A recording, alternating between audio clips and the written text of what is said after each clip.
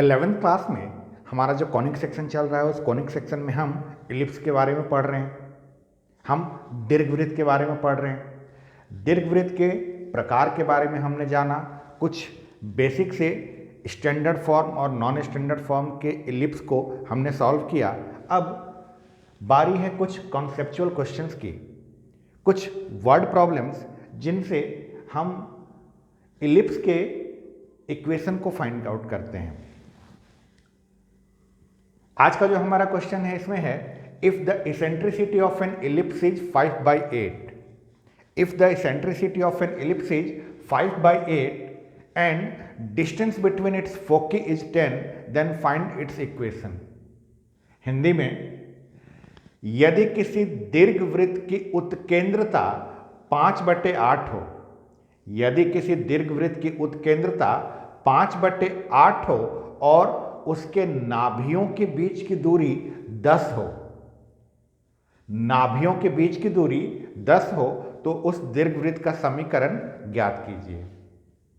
हमें एक ऐसे दीर्घवृत्त का समीकरण ज्ञात करने के लिए बोला जा रहा है जिसकी उत्केंद्रता 5/8 है और जिसके नाभियों के बीच की दूरी 10 है। चलिए स्टार्ट करते हैं। सबसे पहले बात करते हैं कि जब हम इलिप्स पढ़ रहे थे तो इलिप्स में हमने ये जाना था कि इलिप्स में दो फोकस होते हैं, इलिप्स में दो फोकस होते हैं, ये बात हमें पता है।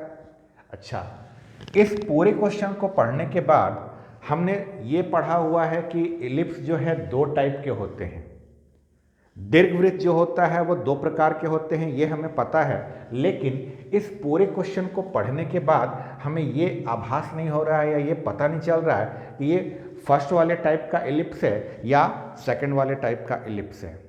तो जब भी क्वेश्चन पढ़ते समय या क्वेश्चन में अगर आपको ये पता नहीं चले कि आपका इलिप्स फर्स्ट टाइप का है या सेकंड टाइप का है, तो वहाँ पर आप हमेशा इस बात का ध्यान रखें कि आप अपने इलिप्स को हमेशा फर्स्ट वाले टाइप का लेके चलेंगे। यानी अगर हमारे प्रश्न से हमें इस बात का आभास नहीं हो पा रहा है या इस प्रश्न में ऐसी कोई भी जानकारी नहीं दी गई है कि हमारा दीर्घवृत्त प्रथम प्रकार का है या द्वितीय प्रकार का है, तो इस परिस्थिति में हमेशा हम अपने दीर्घवृत्त को फर्स्ट वाले प्रकार का ही लेके चलते हैं। और सेकंड चीज, दीर्घवृत्त इलिप्स के क्वेश्चन को बनाते समय आपको माइंड में हमेशा इस बात को ध्यान में रखना है कि आपको 3 वैल्यूज पता रहनी चाहिए, ए की वैल्यू, बी की वैल्यू और ई की वैल्यू। ए, बी और ई की वैल्यू अगर आपको पता है तो आप दीर्घवृत्त के इक्वेशन को भी बना सकते हैं, इलिप्स के इक्वेशन को भी बना सकते हैं और उससे जुड़ी हुई जितनी भी चीज़ें हैं आप उसे भी फाइंड आउट कर सकते हैं। तो सबसे पहले आप अपने दिलो दिमाग में इस बात को बैठा लीजिए कि आपको इलिप्स के क्वेश्चन को सॉल्व करते समय 3 वैल्यूज हमेशा पता करनी है, ए की, बी की और ई की। इस क्वेश्चन में ई की वैल्यू हमें पता है, इसेंट्रिसिटी उत्केंद्रता 5/8 है, इसेंट्रिसिटी को हम लोग ई से रिप्रेजेंट करते हैं। चलिए जब हम इस क्वेश्चन का सॉल्यूशन शुरू करेंगे, सॉल्यूशन में चूंकि इस पूरे क्वेश्चन में हमें इस बात का पता नहीं चल रहा है कि हमारा इलिप्स फर्स्ट टाइप का है या सेकंड टाइप का, तो मैंने अभी आपको बताया कि इस कंडीशन में आप हमेशा अपने इलिप्स को फर्स्ट टाइप का लेके चलेंगे। तो let the equation of ellipse is x² + y² / b² is equal to 1 where a is greater than b। माना दीर्घवृत्त का समीकरण x² / a² + y² / b² is equal to 1 है, यहाँ पर b² है। माना दीर्घवृत्त का समीकरण x² / a² + y² / b² is equal to 1 है, जहाँ a बड़ा है b से। ये तो हमने इसके इक्वेशन को मान लिया। अब क्वेश्चन में इसेंट्रिसिटी हमें दी हुई है, उत्केंद्रता दी हुई है, तो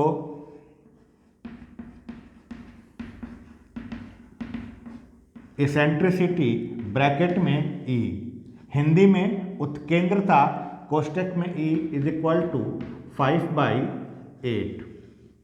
अच्छा, यहां पर एक चीज और ध्यान से देखिए, डिस्टेंस बिटवीन फोकी बताया गया है, डिस्टेंस बिटवीन इट्स फोकी, यानी दोनों नाभियों के बीच की दूरी। किसी भी इलिप्स में कितने फोकस होते हैं? दीर्घवृत्त में कितनी नाभियां होती हैं? 2 होती हैं। एक को हमने, अगर आपको डायग्राम ध्यान हो तो एक को हमने एस से बताया था और दूसरे को हमने एस डैश से बताया था। अब डिस्टेंस बिटवीन इट्स फोकी का मतलब यह होता है कि उन दोनों नाभियों के बीच की दूरी। किसके किसके बीच की? डायग्राम अगर आपको ध्यान हो तो उस डायग्राम में जहां पर पॉइंट एस है और जहां पर पॉइंट एस डैश है, उन दोनों के बीच की दूरी। अच्छा, टेबल आपको याद होगा। टेबल अगर आपको याद है तो इसमें कोऑर्डिनेट ऑफ फोकी जो है A0 और -A0 बताया गया है।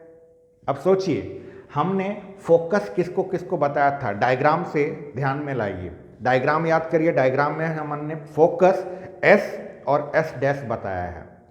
S जो है उसका कोऑर्डिनेट A0 है और जो S डैश है उसका कोऑर्डिनेट -A0 है। दीर्घवृत्त के डायग्राम में जो बिंदु S है वो S उसका नाभि है और जो S डैश है वो उसकी दूसरी नाभि है। S वाली नाभि का निर्देशांक A0 होता है और S डैश वाली का निर्देशांक -A0 होता है।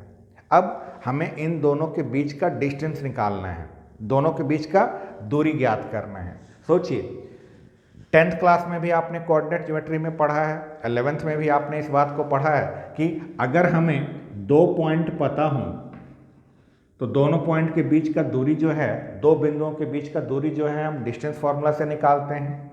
मान लीजिए ये पॉइंट A है और ये पॉइंट B है। इस पॉइंट का निर्देशांक x1 y1 है, इसका x2 y2 है। तो दोनों के बीच की दूरी जो है AB is equal to √root under x2 minus x1 का whole square plus y2 minus y1 का होल स्क्वायर। यही वाले फॉर्मूले से हम 2 पॉइंट के बीच का दूरी निकालते हैं। अब सोचिए, हमारे पास 2 पॉइंट में पहला पॉइंट जो है वो हमारा S है और दूसरा जो पॉइंट है वो हमारा S डैश है। डायग्राम में आप ये मत सोचिएगा कि S उधर होता है, S डैश इधर होता है, मैंने S इधर लिखा है, S डैश उधर लिखा है। बात मुझे ये है कि दोनों पॉइंट के बीच का दूरी निकालना है। पहला पॉइंट मैंने S ले लिया, दूसरा मैंने S डैश ले लिया। S का कोऑर्डिनेट जो होगा AE, 0 होगा और S डैश का -AE, 0 होता है। अगर आपको ये टेबल याद है तो टेबल में ध्यान से देखिए, फोकस के 2 कोऑर्डिनेट हैं। ये हमारा S का कोऑर्डिनेट होता है और ये हमारा S डैश का होता है। अब डिस्टेंस फार्मूला जब आप यहाँ पर लगाइएगा तो डिस्टेंस फार्मूला में S dash is equal to √root under, इसमें से मैं इसको माइनस कर देता हूँ।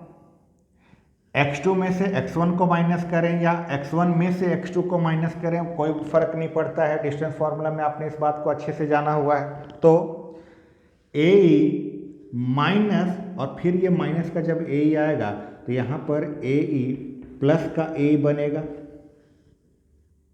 x2 माइनस x1 नहीं, x2 माइनस x1 भी अगर करना चाहते हैं तो कर लीजिए, आपका आएगा यही। x2 माइनस x1 में माइनस AE माइनस फिर से AE आएगा तो -2AE आएगा। आखिर स्क्वायर के कारण वो माइनस प्लस में जरूर बनेगा और 0 0 से तो कोई मतलब ही नहीं है, तो यहाँ पर 0 का ये होल स्क्वायर होगा। अब आइए, A प्लस A जो होता है 2AE आएगा, 2AE का स्क्वायर। अब रूट के अंदर अगर 2AE का स्क्वायर है तो रूट के बाहर क्या आएगा? यहाँ से रूट के अंदर 2AE इसका होल स्क्वायर आ रहा है, तो होल स्क्वायर से बाहर निकलकर ये 2AE आ जाएगा, 2AE आएगा। तो अब आप यहाँ से एक चीज़ और नोट कर लीजिएगा, अपनी कॉपी में इस बात को जरूर नोट कर लीजिएगा कि दोनों फोकस के बीच का दूरी, दोनों नाभियों के बीच का दूरी, दोनों फोकस के बीच का डिस्टेंस जो होता है 2AE होता है, 2 2a, क्या है ये 2a? दोनों फोकस के बीच का डिस्टेंस है, दोनों नाभियों के बीच की दूरी है। कब? जब हमारा इलिप्स फर्स्ट टाइप का है तब। अब सोचिए, सेम अगर आपका इलिप्स सेकंड टाइप का होता तब आपका आंसर क्या आता? तब दोनों नाभियों के बीच की दूरी यहाँ पर 2be आती। आप चाहें तो यहाँ पर इसको और इसको डिस्टेंस फार्मूला से सॉल्व करके देख लीजिए कि इन दोनों के बीच का दूरी कितना आता है, 2be आएगा वो। आप इस छोटी सी चीज़ को नोट कर लीजिएगा, याद भी रख लीजिएगा, हो सकता है किसी क्वेश्चन को बनाते समय आपको इसकी ज़रूरत पड़े, तो वहाँ पर आपको इतना सारा चीज़ सोचने की ज़रूरत नहीं है। आपको बस याद क्या रखना है, दोनों फोकस के बीच का दूरी, दोनों नाभियों के बीच की दूरी 2a होता है फर्स्ट वाले केस में, और सेकंड वाले केस में 2be आएगा वो। ये वाला हिस्सा जो था वो रफ का है, जो कि मैंने आपको समझाने के लिए कि आपको लिखने की ज़रूरत नहीं है।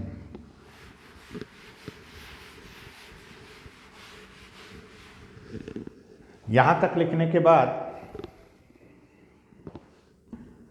we know that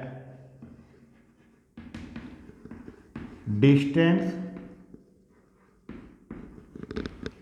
between two foci is equal to 2ae। हम जानते हैं कि दोनों नाभियों के बीच की दूरी बराबर 2a। हम जानते हैं कि दोनों नाभियों के बीच की दूरी बराबर 2a। अच्छा, अगर 2a जो है दोनों फोकस के बीच का दूरी है तो इसका वैल्यू तो 10 दे रखा है हमें। डिस्टेंस बिटवीन फोकी जो है हमें 10 बता के रखा है, तो यहां से 2ae की वैल्यू मेरे पास 10 आ गई। मुझे e की वैल्यू अगर पता है तो e की वैल्यू को मैं यहां रख देता हूं, 2ae की जगह पर मैं 5/8 रख देता हूं, क्योंकि e की वैल्यू मुझे 5/8 पता है, और इज इक्वल टू में 10। ये 2 से ये 8 जो है 4 बार में कट जाएगा, ये 2 से 8 जो है 4 बार में कटेगा, तो यहाँ 5/4 आएगा। 5/4 को जब उधर भेजूंगा तो 4 जाकर मल्टीप्लाई में होगा, 5 जाकर डिवाइड में होगा, तो a is equal to 10 into 4/5, यहाँ से ये सॉल्व होकर 8 आएगा। हमने किसकी वैल्यू निकाल ली?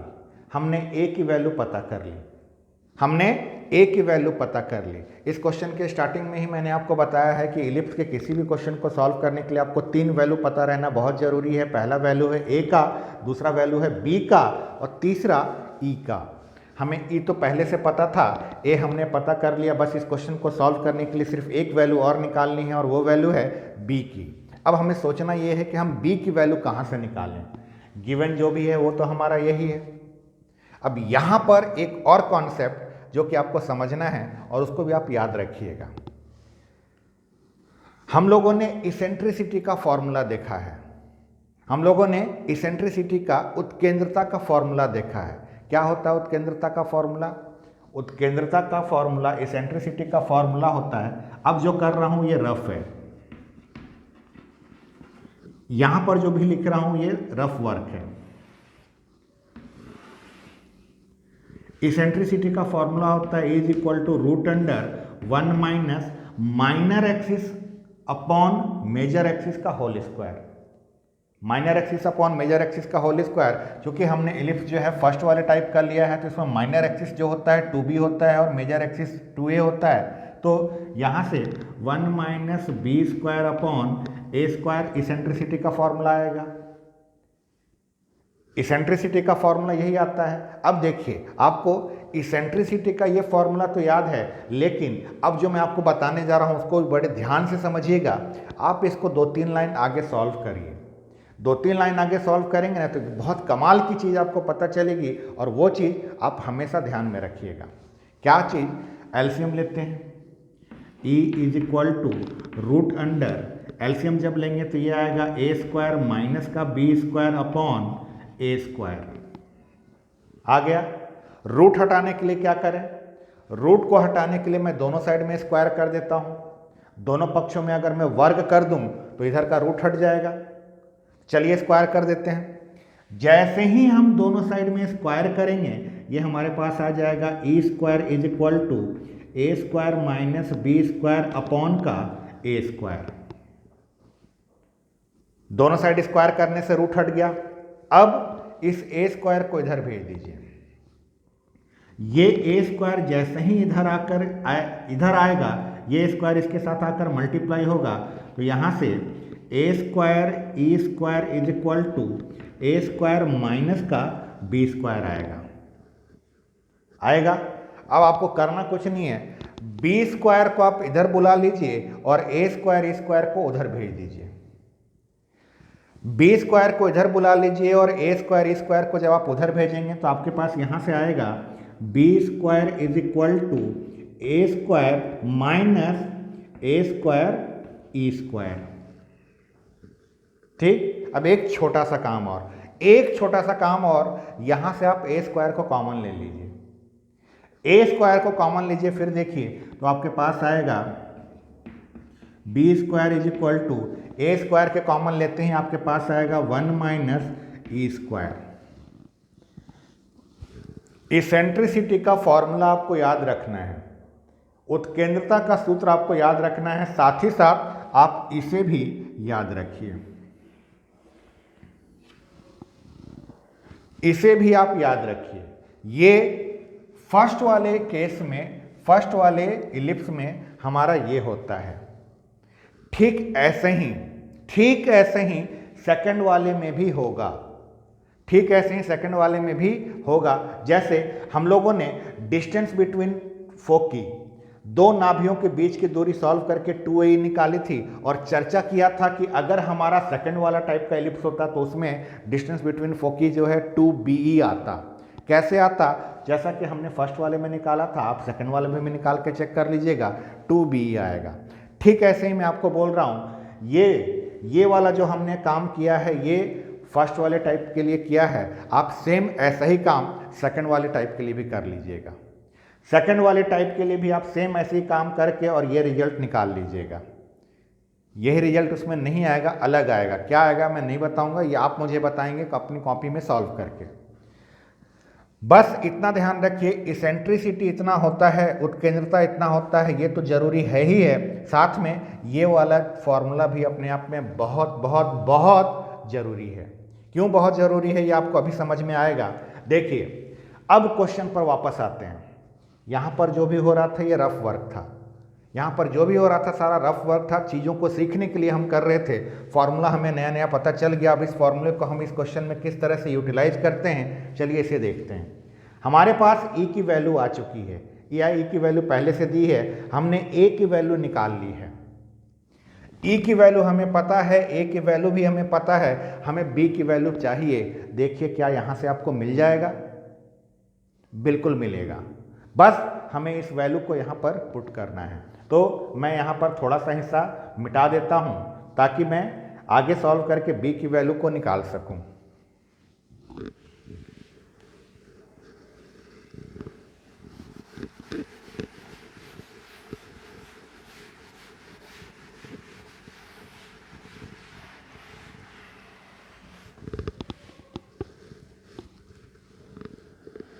यहां तक लाने के बाद ए की वैल्यू निकल जाने के बाद वी नो दैट, हम जानते हैं कि ये वाले फॉर्मूला को लिख लेंगे, B square is equal to A square bracket में 1 माइनस ई स्क्वायर।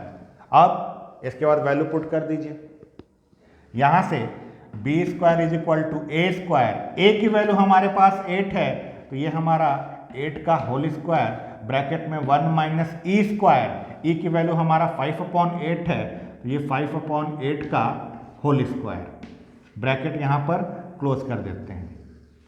इसे हमें सॉल्व कर लेना है। B square is equal to 8 का होल स्क्वायर जो होगा अपने आप में 64 आ जाएगा और ब्रैकेट के अंदर 1 माइनस 25/64 आएगा। ये सोचिए आया। एलसीएम लीजिए, यहाँ B square is equal to, बाहर में हमारा एक 64 वैसे का वैसे ही है, यहाँ जब हम एलसीएम लेंगे तो हमारे पास आ जाएगा 64 माइनस का 25 अपॉन का 64, ये वाला 64 और ये वाला 64 कैंसिल हो जाएगा। अब 64 में से 25 को माइनस करना है, तो यहाँ से बी स्क्वायर की वैल्यू हमारे पास आ जाएगी 39। बी स्क्वायर की वैल्यू हमने निकाल ली। क्या बी की वैल्यू निकालें? बी की वैल्यू निकालने के लिए इस स्क्वायर को हमें उधर भेजना पड़ेगा। थोड़ा रुकिए, बी की वैल्यू क्यों निकाल रहे हैं? हमें बी की वैल्यू की जरूरत बिल्कुल भी नहीं है।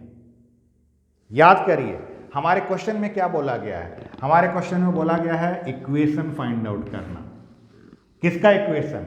इलिप्स का। इलिप्स का इक्वेशन क्या था? हमने सबसे स्टार्टिंग लाइन में हमने क्या लिखा था? Let the equation of the ellipse is, माना दीर्घवृत्त का समीकरण, हमने तो ये लिखा है।